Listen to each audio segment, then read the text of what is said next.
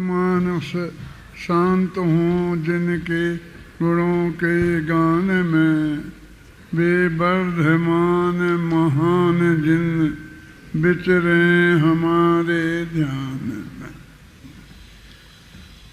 जैन दर्शन अकर्तावादी दर्शन है और उसका सीधा सच्चा अर्थ अत्यंत सरल भाषा में इतना ही है कि एक द्रव्य दूसरे द्रव्य का कर्ता धर्ता नहीं है। यानी हमें पर में तो कुछ करना ही नहीं है। कल बताया था, इससे हमारा कितना काम निपट गया कि हमें सारी दुनिया में ये करना है, ये करना है, ये करना है। तो वो कहते पर में तो तुम कुछ कर ही नहीं सकता, और अपने परिणामों में भी फेर फार नहीं करना है, बदला बदली नहीं करना है कि ऐसे परिणाम हों और ऐसे परिणाम नहीं हों। देखो इसके 25वां छंद। अरे जहाँ भी जाना है, हाँ, समाधि के सार में 25 नंबर छंद आप निकाल लीजिएगा, रोलस तक में नहीं है। समाधि के सार का 25 नंबर का छंद, पेज नंबर 118 नंबर।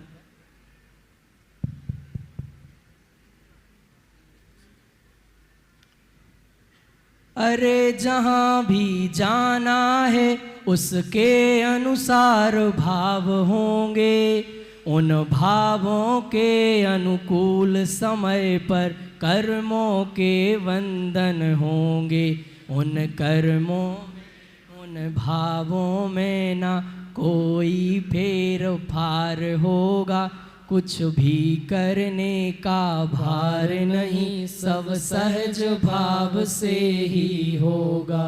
वो कहते हैं हमारी धर्म के क्षेत्र में आने के बाद ये आकुलता बनी रहती है कि हम और कुछ नहीं करें तो कम से कम अगला भव तो सुधार लें, उसमें ऐसे तो कुछ काम करें कि जिससे हमें अच्छा अगला भव मिले। तो वो कहते हैं कि देखो तुम्हारे भाव कैसे हो रहे हैं, इससे ये पता तो चल सकता है कि तुम अगले भव में कहाँ जाने वाले हो। लेकिन हमें अगले भव में कहाँ जाना है इस हिसाब से तुम भाव नहीं कर सकते। और जब हमें पता ही नहीं है कि किन भावों से कहाँ जाया जाता है,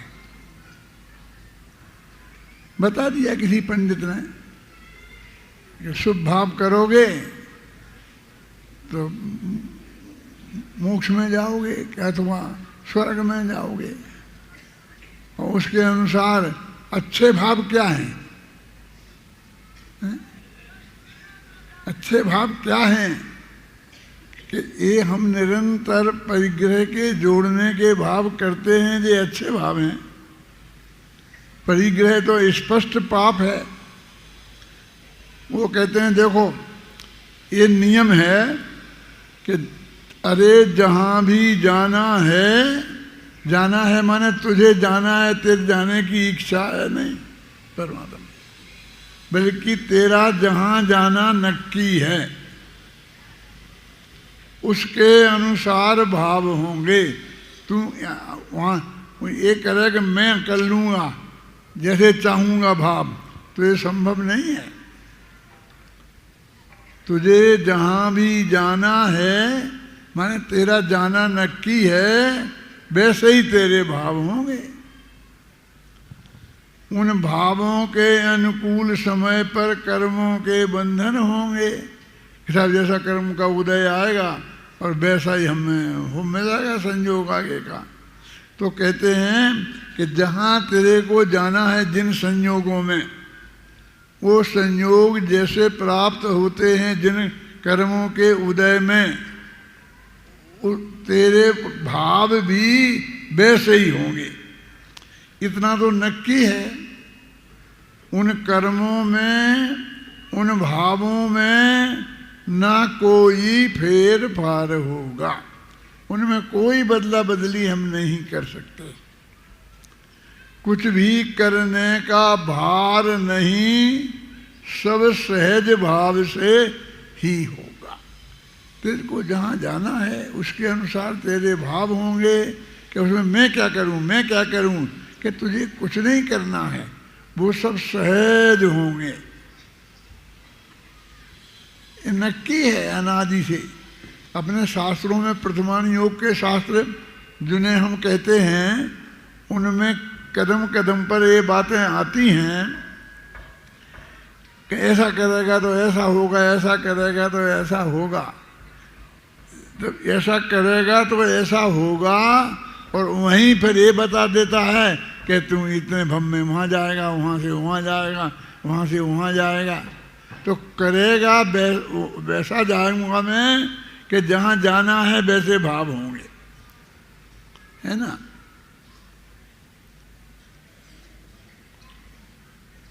कहाँ मेरे पेज बदलेगा क्या? उक्त तथ्य की सहज स्वीकृति ही समाधि है। समाधि काय का नाम है, समता बुद्धि काय का नाम है, संलेखना काय का नाम है। कहते हैं वो जो ऊपर का तथ्य है क्या, कि हमारा जाना तो पहले से नक्की है, और जहाँ जाएंगे उसके अनुसार भाव होंगे, भावों के अनुसार कर्म बनेंगे, और कर्मों के अनुसार वो भव मिल जाएगा। उक्त तथ्य की सहज स्वीकृति, कि हमने मान ली ये बात आपकी। यही तो हमें दुख है कि हमारे हाथ में कुछ नहीं रहा। इसे पहले ही से सब नक्की है, इसे अपने हाथ में कुछ चाहिए, ये है ना। देखो, उक्त तथ्य की सहज स्वीकृति ही समाधि है। कितना स्पष्ट शब्दों में, गद्य में पढ़ लो ना। उक्त तथ्य की सहज स्वीकृति ही समाधि है। बिल्कुल सहज, कि मुझे ऐसा नहीं चाहिए थे, कैसे हो गया, ऐसा कुछ नहीं, एकदम सहज भाव से स्वीकृत कर लेना, इसका नाम समाधि है। वो उसी का नाम समता है। चाहे समाधि कह लो और चाहे समता कह लो, एक ही बात है। और कुछ भी करने की किसी तरह की ना कुछ भी आकुलता है। इसमें मुझे कुछ भी करना है, ऐसा करना है, ऐसा नहीं करना है, ऐसी कोई भी आकुलता चित्त में नहीं है। इसका नाम समाधि है। जिस साधक में समता है वह लौकिक कष्टों में भी हो तो भी वह अपने अंतर में आनंद में है, आनंद में है। ये कदाचित ऐसा होता रहता है ना। ऐसा तो है नहीं कि मिथ्या दृष्टियों के लिए ही सिर दर्द होता हो। सब में दृष्टियों को भी हो जाता है ना, और कभी कभी मुनिराजों को भी हो जाता है। एक तो अंदर में राग द्वेष कषाय का अभाव है, और दूसरे लौकिक अनुकूलताएं प्रतिकूलताएं जिन्हें हम संयोग कहते हैं, ये हैं। तो ऐसी लौकिक दृष्टि से अनुकूलता भी हो अथवा लौकिक दृष्टि से प्रतिकूलता भी हो तो भी ज्ञानी धर्मात्मा मुनिराज आनंद में हैं, आनंद में हैं, आनंद में हैं। क्योंकि आनंद तो आत्मा में है, और आत्मा का आश्रय उनके निरंतर विद्यमान है ना। अब रे समाधि तो सुखमय है। समाधि काय का नाम है? सुख का नाम। और हमें तो ऐसा लगता है कि समाधि मान ले लो तो अभी हाल समाधि मान माने खाना छोड़ दो, पीना छोड़ दो, एक छोड़ दो, वो छोड़ दो, और फिर बहुत कष्ट होगा, ऐसा हमने समझ रखा है। उसमें कष्टों का काम नहीं। रे समाधि तो सुखमय है, उसमें कष्टों का काम नहीं, अद्भुत समाधि है शांत भाव। शांत भाव इसका नाम समाधि है, वो अद्भुत है, उसमें अशांति का नाम नहीं। कष्टों की कारा दिखे हमें, अंतर की शांति नहीं दिखती। हम बातें बड़ी बड़ी करते, अंतर की भ्रांति नहीं मिटती। जब भी चर्चा आती है कि मुनिराज कितनी कष्टों में हैं, कि गर्मी के, सर्दी के, बीमारी हो जाए, एक दफ़े खाना, उसी वक्त पानी पी लिया और फिर उसमें गला सूखे तो फिर पानी नहीं पी सकते हैं, और दूसरे दिन भी आहार को जाएं और वहाँ अंतराय हो जाए तो है? ये कष्टों की कारा दिखे हमें। वो मुनिराज का जीवन हम देखते हैं तो कष्टों की कारा, के बहुत दुखी हैं, बहुत दुखी हैं, आसान काम नहीं है भैया, हमारे बस की तो नहीं है। लेकिन वो कहते हैं कि वे मुनिराज तीन कसाय के अभाव वाले, सर्व परिग्रह के त्यागी, वे सुखी हैं कि कष्ट में हैं। शास्त्र में ऐसा लिखा है कि सम्यक्त के सन्मुख मिथ्या दृष्टि जीव है, उनको जितना सुख है उससे असंख्य गुणा सुख सम्यक दृष्टि को है, फिर उससे असंख्य गुणा सुख अनुवृत्ति को है, उससे अनंत गुणा सुख मुनिराज को है। शास्त्र में तो ऐसा लिखा, असंख्य गुणा, 5 दफे असंख्य में असंख्य का गुणा करो। इतना सुख उन मुनिराजों की अवस्था में है।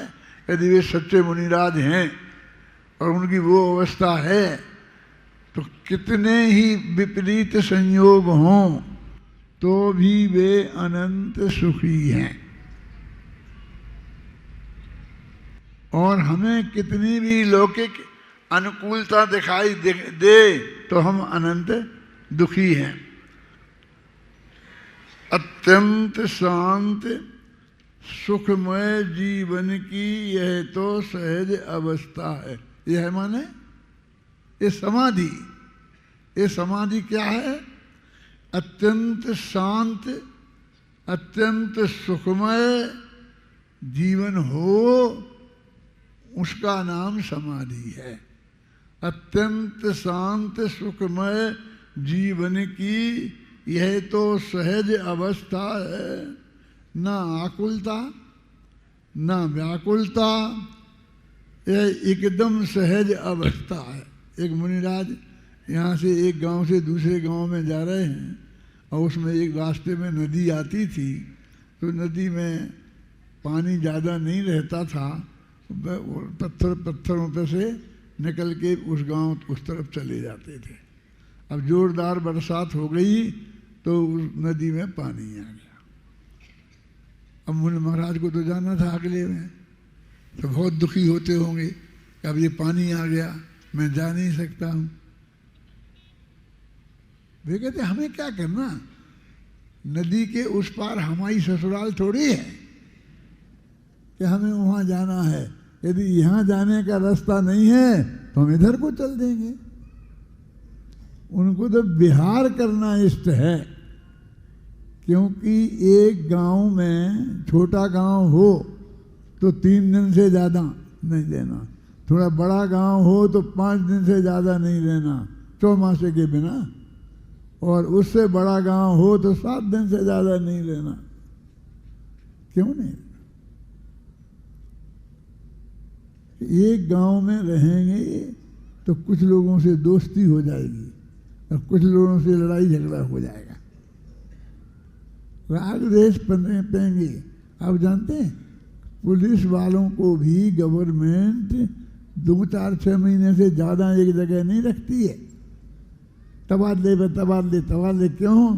कि एक जगह रखा ज़्यादा तो जनता से धीरे धीरे उन्हें पहचान हो जाती है, और पहचान हो जाती है तो राग द्वेष बढ़ने जाते हैं, वे उनका काम करने लगते हैं, उनका जीवन निष्पक्ष नहीं रहता है। तो इसलिए बदलते रहो, बदलते रहो, बदलते रहो। ऐसे ही मुनिराज कहीं एक जगह ज़्यादा नहीं रहते हैं। अब सवाल है कि जरे तो क्या करते हैं? सब लोग ये कहते हैं कि महाराज शिखर जी जा रहे, ये गिरनार जी जा रहे। तीर्थों के आधार पर वे अपने बिहार को नक्की करते हैं, क्योंकि और तो कोई राग है नहीं, और तो कहीं जाने का राग है नहीं, तो उन्हें तीर्थों के बिहार किया। अब उस वक्त उस लाइन में जो रास्ता है तो उधर को जा रहे थे और वहाँ नदी नाला आ गया, रोड नहीं मिला, नहीं है तो नहीं जाएंगे। इतना तीव्र विकल्प नहीं था कि मुझे तो जाना ही है। विद्यासागर जी महाराज से ये कहा गया, कहते थे लोग कि महाराज आपका बिहार किधर का होगा, शिखर जी की तरफ होगा तो बीच में हमारा गांव भी आता है, उसमें भी पधारना। तो मालूम है क्या जवाब देते थे? जो उनके निकट संपर्क में लोग रहते हैं उन्हें ज़्यादा अच्छी तरह मालूम होगा। हम तो उतने ज़्यादा निकट संपर्क में नहीं रहते हैं। शास्त्रों में लिखा है और वो कहते भी हैं कि देखो क्या होता है। सुना आपने? यहाँ ऐसे लोग बहुत होंगे कि जिन्हें ये बात मालूम होगी कि वे नहीं बताएंगे कि हम इधर को जाएंगे। तो ये देखें क्या होता है, क्या है, ये क्या जवाब है? क्योंकि यदि वे कहें कि हम जाएंगे कल इधर को, तो फिर और दूर रास्ते में लोग आएंगे, कुछ संयोग है, माने उनकी इच्छा के विरुद्ध भी हो सकता है। तो वो ऐसा नहीं है कि उनका नक्की नहीं है। अरे मन में तो नक्की होता ही है ना। शिखर जी के लक्ष्य से तो बिहार कर ही रहे ना। फिर ऐसा क्यों कहते हैं कि देखें क्या होता है? मैंने तो खुद हमारे जयपुर में आए थे, बहुत दिन पहले की बात है, करीब 40 साल हो गए होंगे परमात्म, तुम छोटे छोटे हो गए। तो हम उनके पास गए, पासनाथ वो भवन है ना जहाँ मुनिराज लोग ठहरते हैं जयपुर में। तो हमने कहा आपका बिहार होगा तो रास्ता इधर ही है, किधर से आप जाएंगे? तो आप हमारे टोडरमल स्मारक में दर्शन करते चले जाएं। तो उन्होंने हमसे कहा देखें क्या होता है, देखें क्या होता है। तो हमें पता चला कि ये ऐसा क्या जवाब दे रहे। ये भी नहीं कह रहे कि आएंगे, ये भी नहीं कह रहे कि नहीं आएंगे। अब हमने निमंत्रण दे दिया है, अब हम क्या करें? हमें तो तैयारी करनी ही पड़ेगी। जो स्वागत करना चाहते हैं तो वो हम करके भी आएंगे कि नहीं आएंगे। फिर उनका विहार हुआ तो एक क्षुल्लक महाराज हमारे टोडरमल स्मारक भवन के मंदिर में आ गए। तो हमने कहा भाई आगे पीछे महाराज भी आ रहे होंगे। तैयार हो गए सब जने, लेकिन महाराज तो आदर्श नगर पहुंच गए, इधर को आए ही नहीं। क्योंकि उनके बारे में ये प्रसिद्ध था कि वे बताते नहीं हैं कि हमारा बिहार किधर को होगा, है ना। पहले ऐसा इतना पैसा प्रसिद्ध था उनके बारे में, है? अब तो 6 महीने पहले के तक का कार्यक्रम नक्की हो जाता है, पता चल जाता है। तो हमने कहा ये क्षुल्लक जी कैसे आ गए? हमने उनसे पूछा कि महाराज ने नहीं बताया कहाँ जा रहे हैं वो, कि हमें नहीं पता। तो मैंने कहा ये संग चलेगा कैसे? संग तो बिखर जाएगा, क्योंकि इधर को चल देंगे, दूसरा इधर को चल देगा, तीसरा इधर को चल देगा। तो शास्त्र में ये बातें लिखी ये भाषा ऐसी होती है, वो निश्चित बातें कि सब कल महाराज का प्रवचन होगा तो सब लोग सुनने आना। तो महाराज से पूछा कि कल आपका प्रवचन होगा, कि देखें क्या होता, कि कल आप कौन से विषय पर बोलेंगे, कि देखें क्या होता। आएगा जो विषय आ जाएगा, वो किसी से बंधते नहीं, ये भी बोलते हैं वो, कि हम किसी से बंधते नहीं। क्यों? क्योंकि हमें सब पता है कि नक्की है सब प्रकृति में, इसके हिसाब से वो नियम है ना। अत्यंत शांत सुखमय जीवन की यह तो सहज अवस्था है, न आकुलता न व्याकुलता, यह एकदम सजग अवस्था है। यह तो समाधिमय जीवन है, वो इसे समाधि मरण का, इसी को समाधि मरण कहते हैं, इसी को समाधिमय जीवन कहते हैं।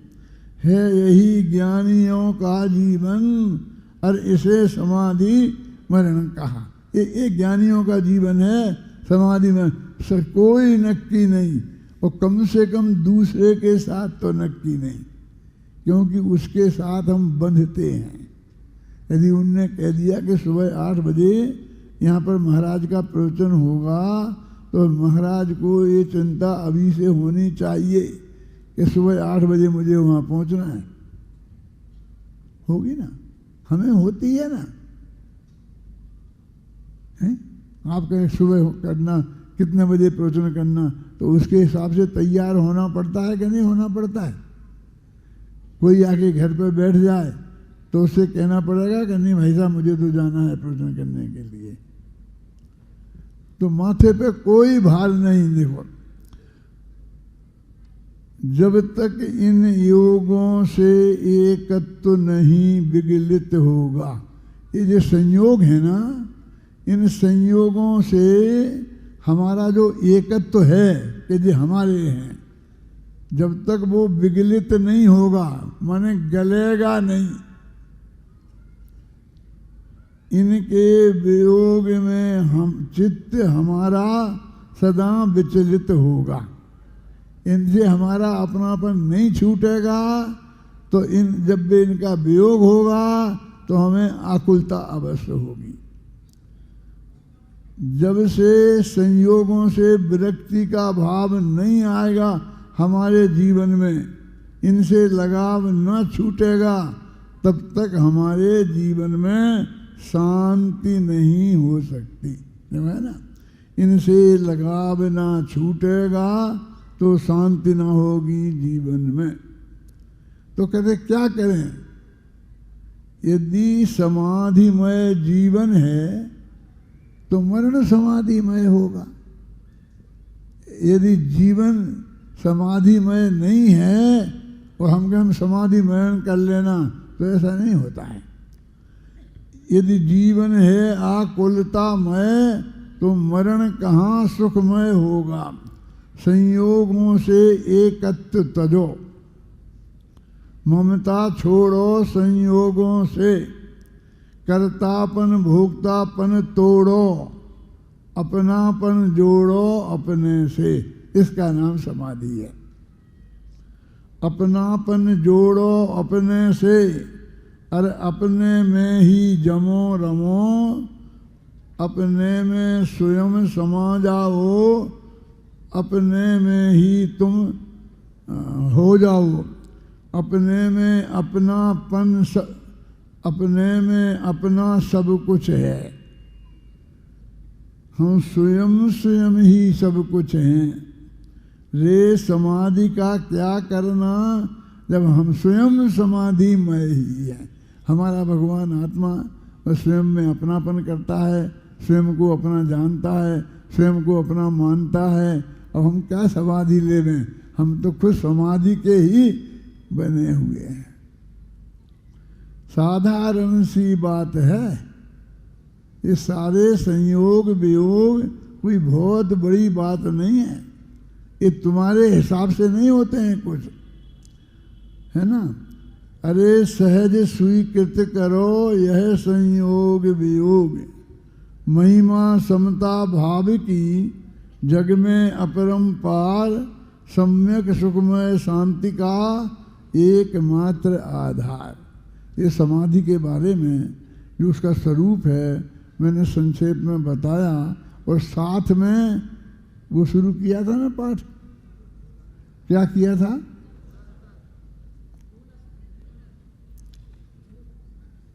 इसमें कौन सा प्रश्न था? रोला शतक दादा, पेज नंबर 29 नंबर का पेज है। हाँ, छंद नंबर 53 नंबर से। हाँ पढ़ो। आप सब निकाल लें, सब शतक पुस्तक में पेज नंबर 29 29 नंबर का पेज है, और 53 नंबर का छंद यहाँ से प्रारंभ करेंगे।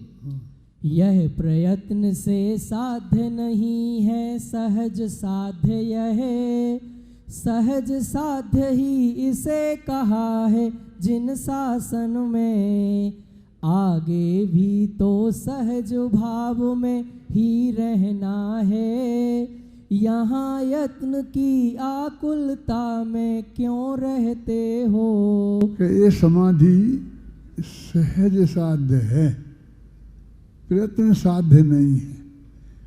कि क्या करें हम, क्या करें, कुछ आप जो बताओ हम वैसा करें, हमें भक्तामृति का पाठ करें, नवोकार मंत्र का पाठ करें, ये करें वो करें, कुछ ना कुछ इसे करने रूप चाहिए।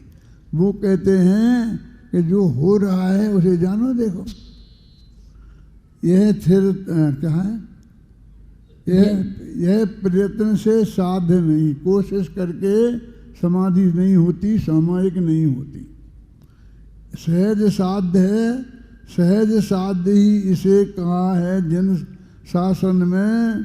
अब वो कहते आगे भी तो सहज भाव में ही रहना है, यहाँ यत्न की आकुलता में क्यों रहते हो।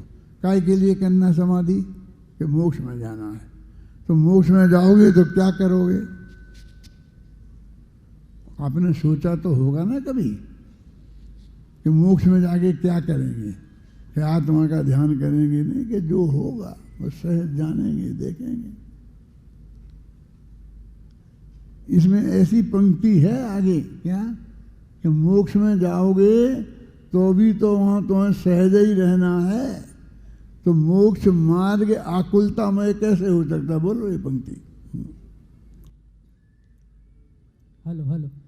मुक्ति में तो अनंत काल तक सहज रहोगे, मुक्ति मार्ग में भी तुम क्यों व्याकुल होते हो। व्याकुलता व्याकुलता तो केवल दुखमय है, वह मुक्ति मार्ग में कैसे हो सकती है। इस मार्ग से हम जाएंगे, मुक्ति के मार्ग से तो मोक्ष में जाएंगे, तो अनंत काल तक अनंत सुखी रहेंगे ना। तो क्या करना पड़ेगा वहाँ? क्यों क्या होगा? कि जो जीवन में बस देखना जानना, देखना जानना, तो देखना जानना कि आप बस तुम्हारा देखना जानना, कुछ नहीं करें, हमसे तो इतना नहीं होता है। इसमें होने का क्या है? हम तो कह रहे नहीं करो कि तुम मोक्ष में मत चले जाना, क्योंकि फिर तुम्हें वहाँ कुछ करने को चाहिए और वहाँ तो कुछ करना है नहीं है? कितना लिखा, क्या क्या लिखा है? लो पढ़ो कहाँ। मुक्ति में तो अनंत काल तक सहज रहोगे, और मुक्ति मार्ग में क्यों आकुल होते हो? जब मोक्ष में जाना है तो वैसा मुक्ति मार्ग है। आकुलता व्याकुलता तो केवल दुखमय है, वह मुक्ति मार्ग में कैसे हो सकती है। मुक्ति और मुक्ति मग दोनों ही सुखमय हैं। इतना कष्ट सहेंगे, महीना भर का उपवास करेंगे, भूखे रहेंगे तो कर्म कटेंगे, वो समझता है ऐसे कर्म करते हैं। मैंने इतना किया, कर्म नहीं करते हैं, धर्म करता है। ये पर का करते तो तुम अपने माथे पर उड़ रहा है। मुक्ति और मुक्ति मग दोनों ही सुखमय हैं। अरे भगवान आत्मा भी आनंद स्वभावी। भगवान आत्मा आनंद स्वभावी है, उसका स्वभाव दुख रूप रहना नहीं है, आनंद आनंद आनंद रहना है। अरे ज्ञान का पिंड और सुख कंद आत्मा, अनंत गुणों का गोडावन भगवान आत्मा। अरे त्रिकाली ध्रुव है यह भगवान आत्मा, असंख्यात परदेसी अनादि अनंत आत्मा। इसके ही आश्रय से मुक्ति मार्ग पनपता, इसका दर्शन ज्ञान चरित मुक्ति मार्ग है। ये जितने 25,000 आदमी यहाँ बैठे हैं, ये हरेक को याद हो जाएगी यदि वो मेरी बात सुन रहा होगा तो। कोई सूत्र मूत्र नहीं बोलूंगा, कोई गाथा नहीं बोलूंगा, घबराना नहीं। अपने में अपनापन, उसका नाम सम्यक दर्शन।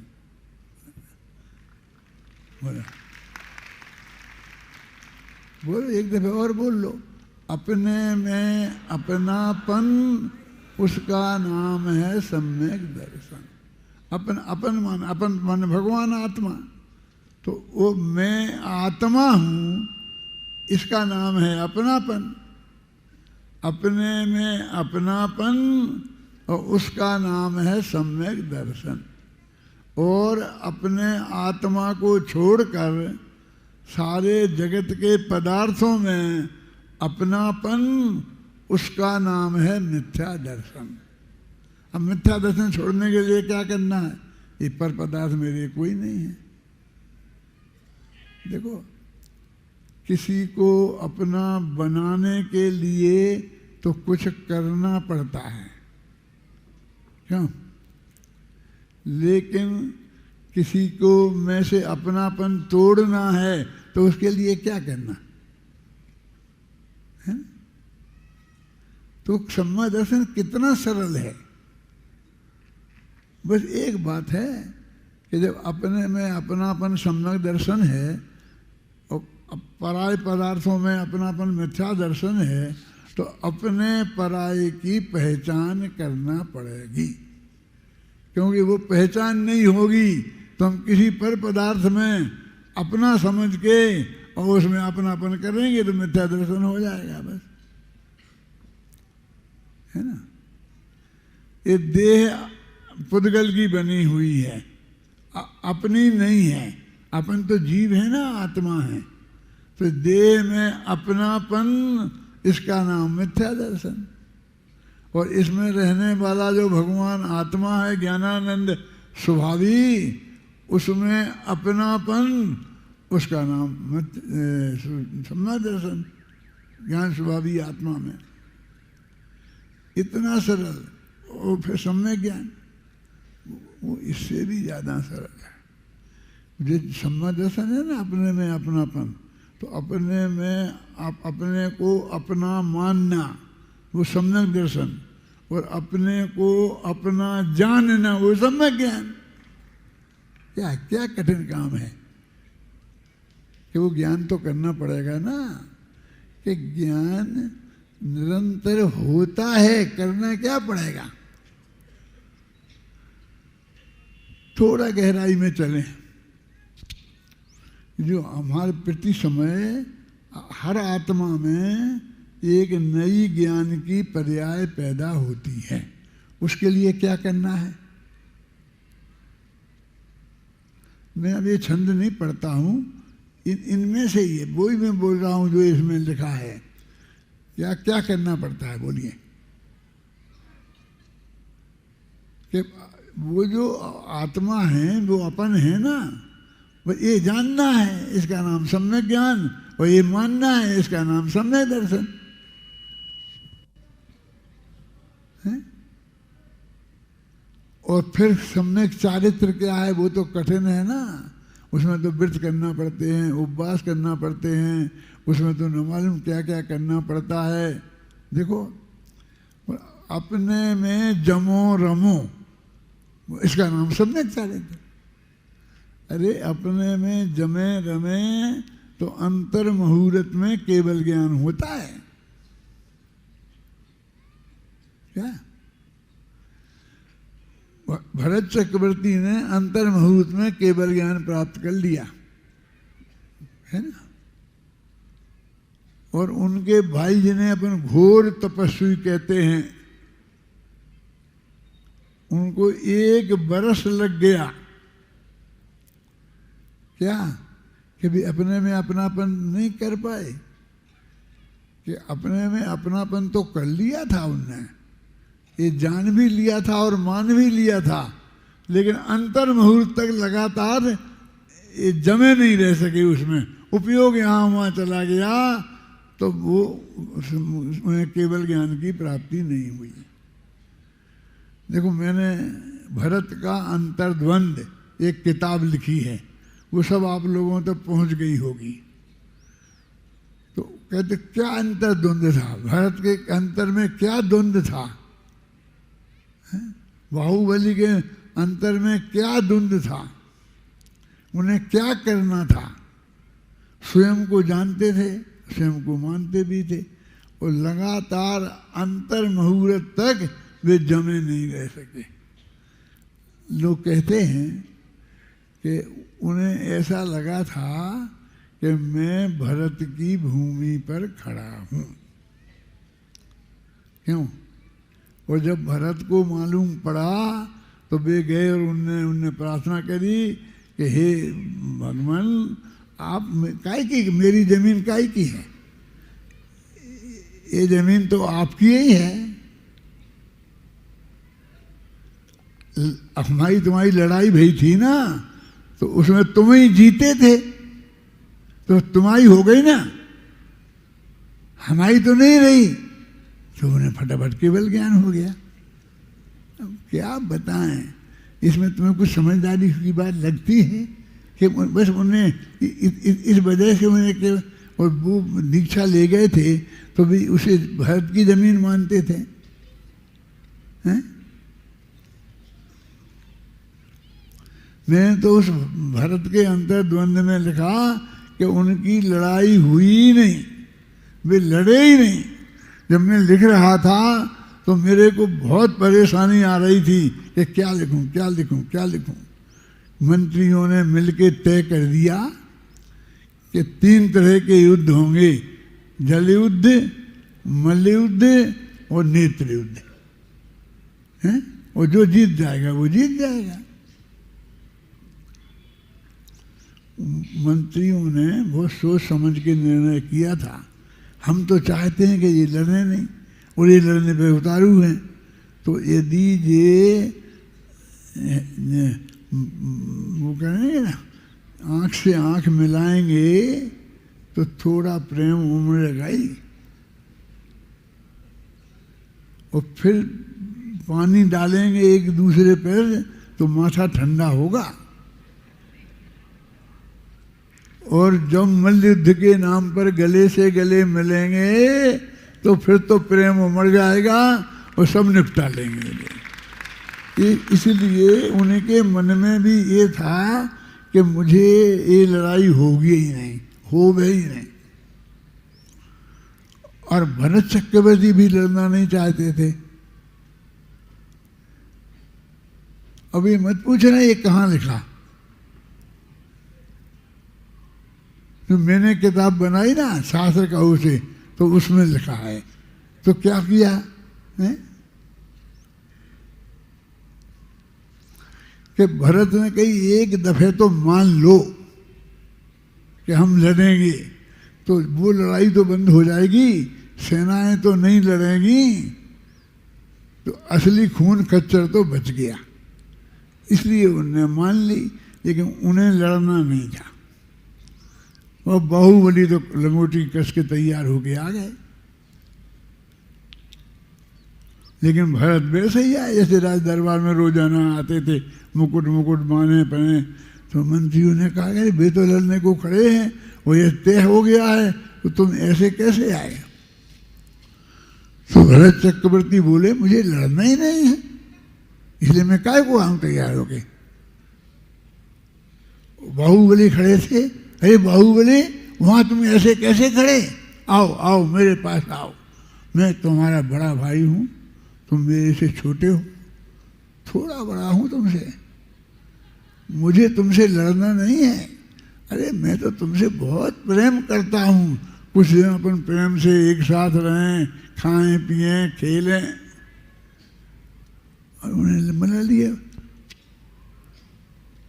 और कहा कि नहीं भाई साहब, आप मेरे से लड़ोगे नहीं तो चक्रवर्ती नहीं बन पाओगे।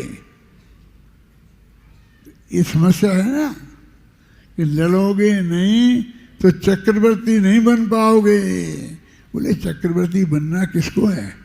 मैं तो पहले ही सोचता था कि चक्रवर्ती बन गया, ऋषभदेव के प्रवचन सुनने नहीं जा पाता हूँ, और जाता हूँ तो कभी रात के 12 बजे जाना पड़ता। मैं तुम्हें से लड़के तुम्हें मार नहीं सकता इस चक्रवर्तित्व के लिए कि वो चक्ररथ में अंदर में प्रवेश नहीं करेगा। अरे जाओ, उसे जाना है वो जाए, मुझे कहीं नहीं जाना।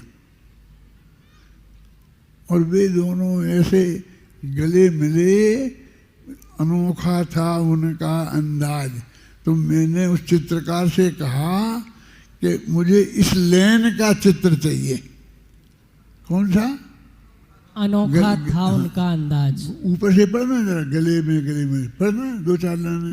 अरे वह चक्ररत्न आ गया पुनः श्री भरत राज के हाथ, अनुज भुजबली खड़े थे पास, जुड़े थे उनके दोनों हाथ, दोनों बंधु हो गए एक, उपस्थित था संपूर्ण समाज, गले से गले मिले थे बंधु, अनोखा था उनका अंदाज। मैंने कहा मुझे वो चित्र नहीं चाहिए कि भरत ने बाहुबली को उठा लिया ऐसा और उन्हें पटक दिया, और नहीं चाहिए।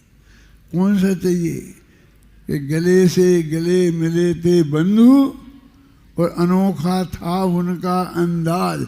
ऐसे एक में एक हो रहे थे कि दुनिया में ऐसे एक में एक कोई होते ही नहीं है, ऐसा मुझे चित्र बना के दे।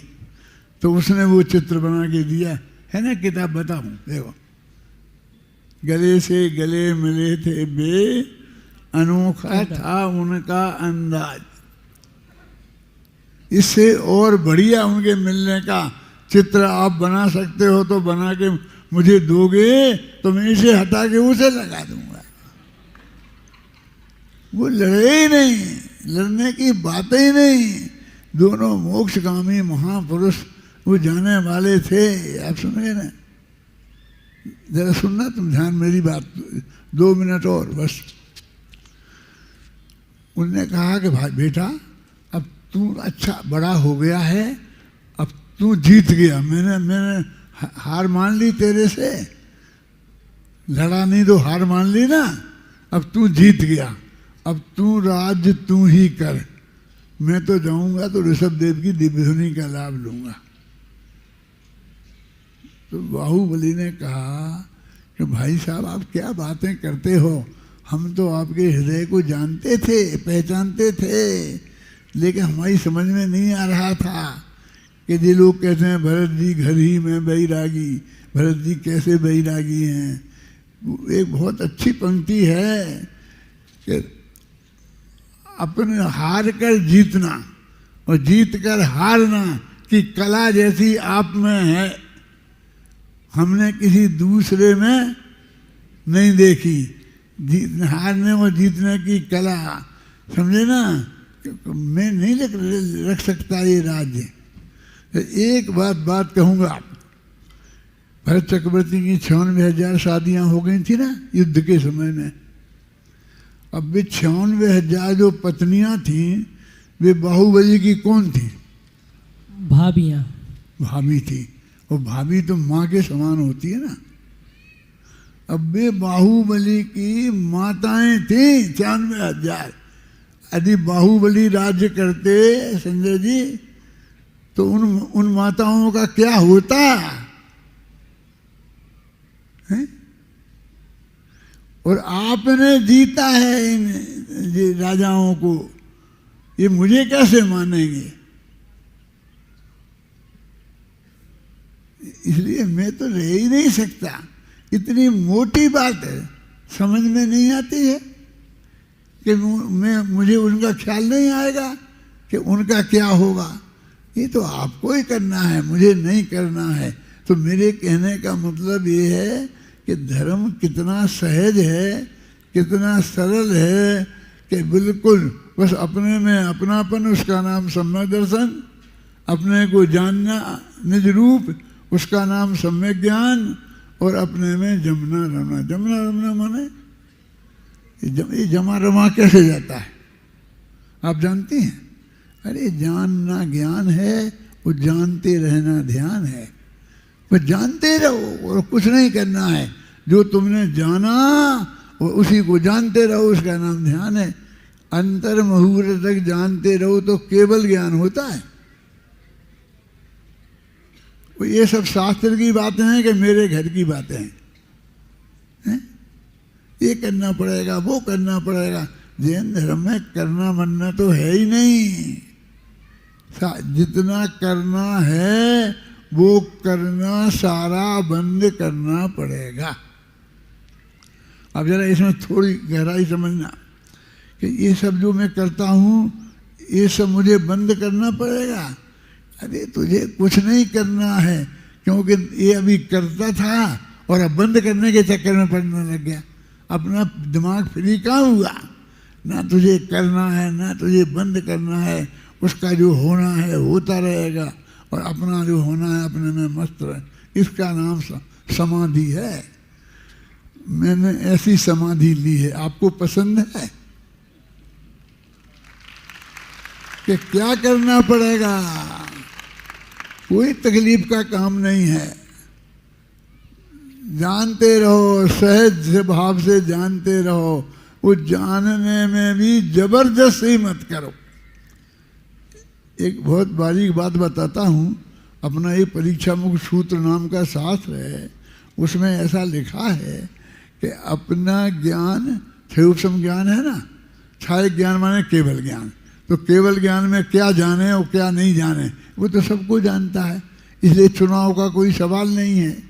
लेकिन जो क्षयोपम ज्ञान है हमारा और आपका, इसमें हम सबको नहीं जान सकते। तो कुछ को जानेंगे तो चुनाव करना पड़ेगा। किसे चुने? इसे जाने के इसे जाने, इसे जाने के इसे जाने। तो वो कहते हैं प्रत्येक ज्ञान की पर्याय में ये नक्की है कि कब कौन सा गेय पदार्थ जानने में आएगा। बोलो, तुझे इतना भी नहीं करना है कि चुनना है कि मैं तो इसे जानूंगा ऐसे नहीं जानूंगा। क्या? सब सहज भाव से होना है और सहज भाव से जानना है। सहज, तो सहज शब्द का ये अर्थ है? वो सहज नाम की जो कविता है वो तो अलग है, लेकिन हर कविता में सहज, हर कविता में सहज मिलेगा आपको। जैन धर्म अत्यंत सरल सहज परिणति का नाम है। सब लोग इस सच्चे जैन धर्म को प्राप्त करें। इस मंगल भावना के साथ मैं अपनी बात समाप्त करता हूँ।